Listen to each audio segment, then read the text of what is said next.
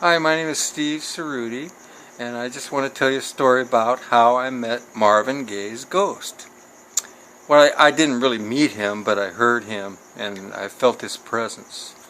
I was doing tile work at the Circle Star Theater, which is no longer there anymore, and a lot of famous people were playing there, and he actually used to own it with Sammy Davis Jr. They were co-owners. And people used to tell me about his ghost and things like that. But one night I was staying there all by myself at the theater, and I know I was by myself. I locked the theater and everything, and I could hear somebody going up and down these metal stairs.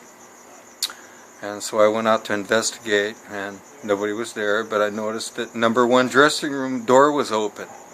So I shut the door and went back to my dressing room upstairs and tried to go back to sleep.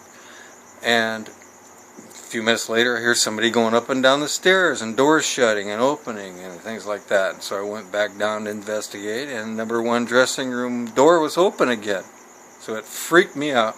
So I shut the door and I went back to the dressing room where I was staying, and I actually prayed to Jesus and said, please protect me, this is really weird. And I went to sleep.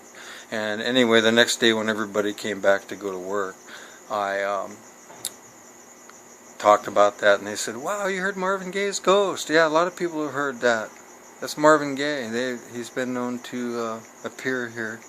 And his dressing room was number 1, the one that the door was let open all the time. And so evidently he didn't like to shut the door behind him, he'd leave it open. Anyway, that's all.